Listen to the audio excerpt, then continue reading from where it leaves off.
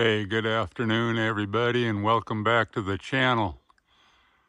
Well, today I'm going to go over a few components for you beginners that you absolutely want to make sure you have in your first solar system to truly make it a plug, play, and forget.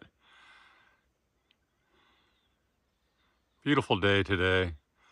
Solar system's all charged.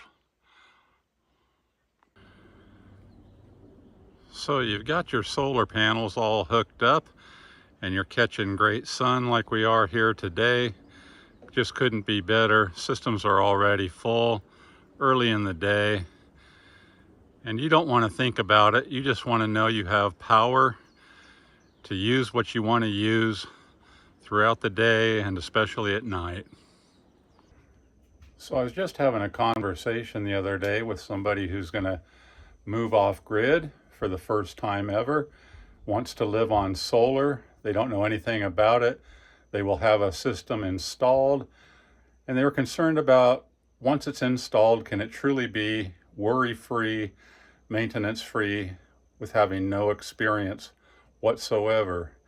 So I want to go over a few of the components that would be necessary to make it to where that is the case.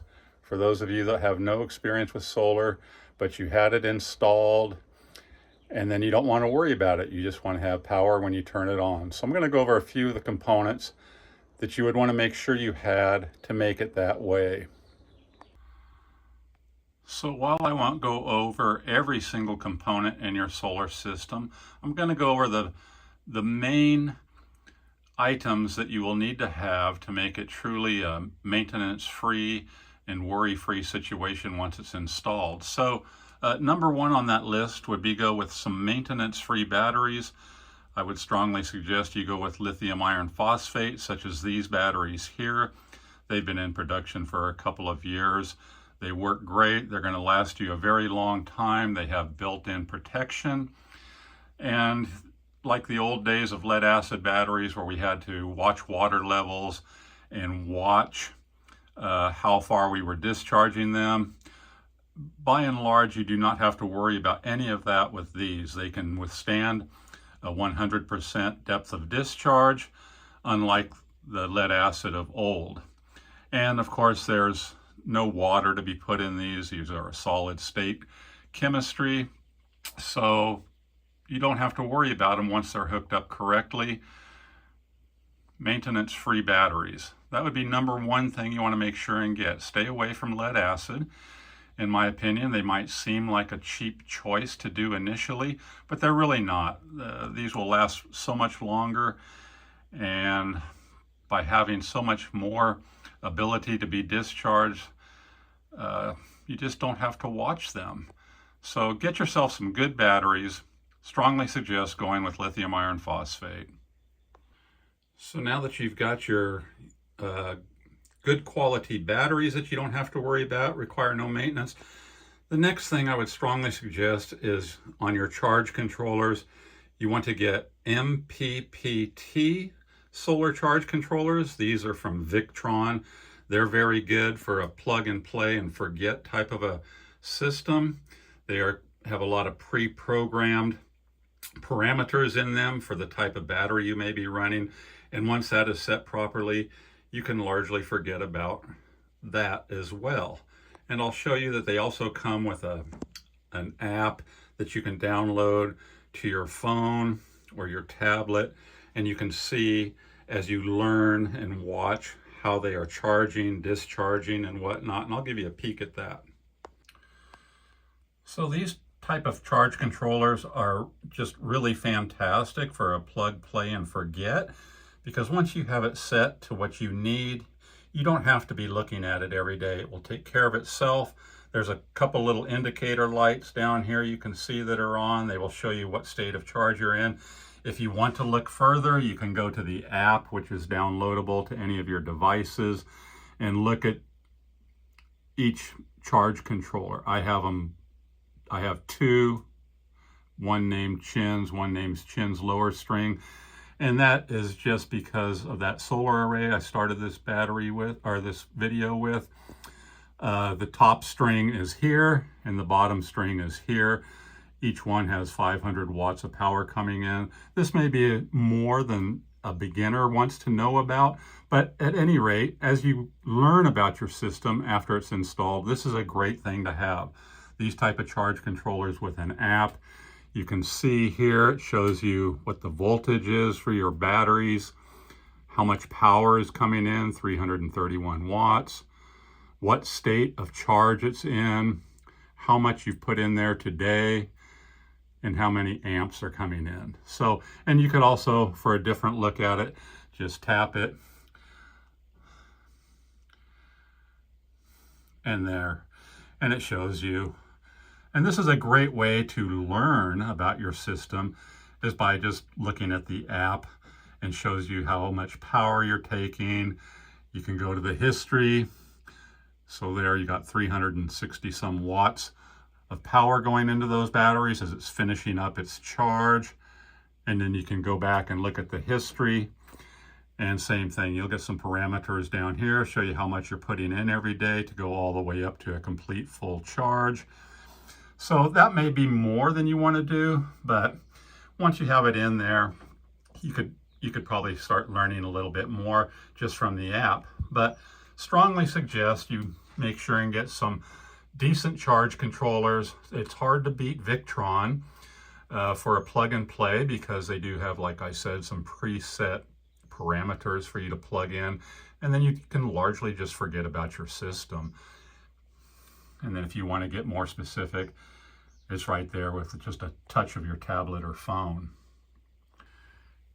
And even a more just basic way of monitoring your system, which I highly recommend for beginners, is you would want to have a battery monitor installed onto your system. So now this is the easiest for beginners, as opposed to checking all the little numbers and values on your Victron charge controller. This, just at a glance, once it's programmed correctly, you can see exactly what the state of your battery bank is. So there you can see 99.6% full. And these types of batteries, we're already up to a full charge. It will take it all the way up to 100% charge.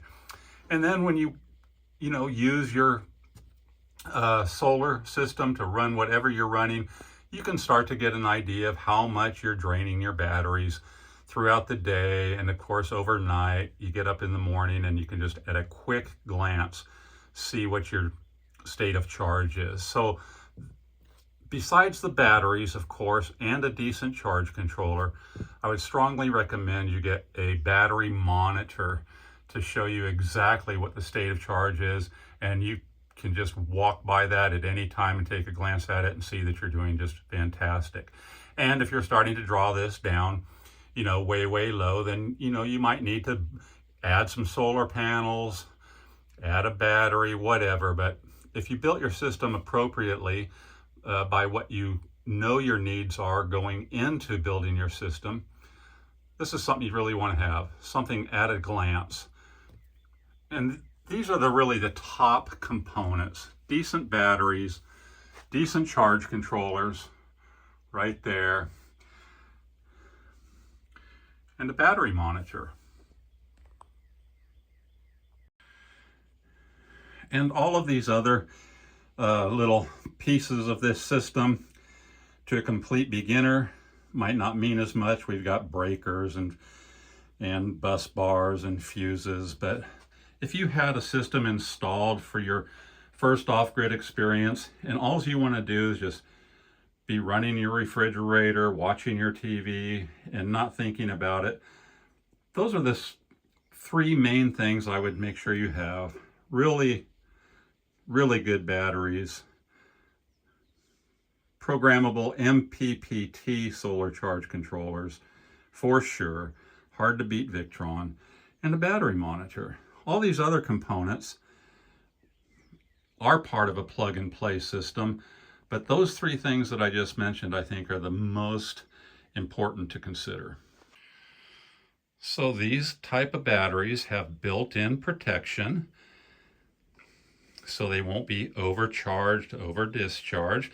That's another great part of a plug and play. You've got some built-in protection there. Some of this is some redundancy for some protection, but the batteries themselves come in pre-built with their own protection. Same thing with the charge controllers. There's built-in protection here, and when the parameters are set, you don't have to worry about it. So this is the first system I built. I really don't do anything with it now. It runs so many things in the main house, and I don't have to think about it whatsoever. All I ever do, and I don't even do that on a daily basis, because this time of the year when the sun is so high, I'm getting up to a full charge every day. But when I'm back here, just at a quick glance, I can see, or now that I'm accustomed to using the app on the charge controllers, I can be sitting anywhere in the house, sitting outside. There's a pretty good range with the Bluetooth, and you can just sit there and learn about your system by plugging or tapping onto the app, taking a look at what's happening, and you'll start to learn more and more by doing that. But get it installed professionally,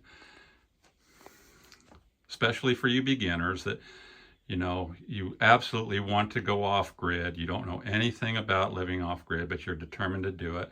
Get it installed properly, and then you won't have to worry about it. And this system, just don't have to worry about this at all anymore.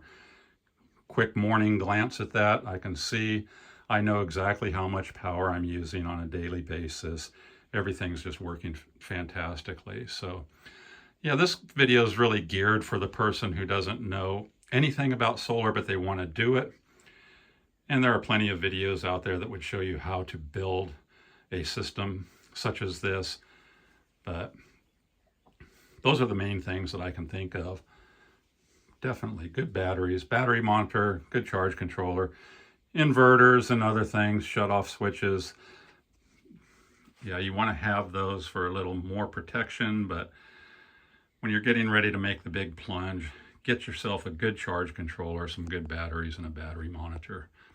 And it will largely be plug, play, and forget. So I hope that gave you beginners a good idea of at least a few components that you want to make sure you have to make running your system just as easy as it possibly can be. You don't have to worry about it at all. A quick glance here and there, and you can see exactly how you're doing. And you will, guaranteed, over time, learn, how much power you're using. Maybe you need to boost up your system a little bit. Maybe you need to add a battery. Whatever it may be, the longer you start looking at it, you'll start thinking about these things. You'll learn a lot more. It's all very easy, and I wish you the best of luck, because it's a bit addictive, and once you get bit by the solar bug, you're going to want more. You'll think of other things that you can be running off solar. So even if you start very, very small, those are just a few considerations to take into account. All right, good luck with your project, everybody. Aloha.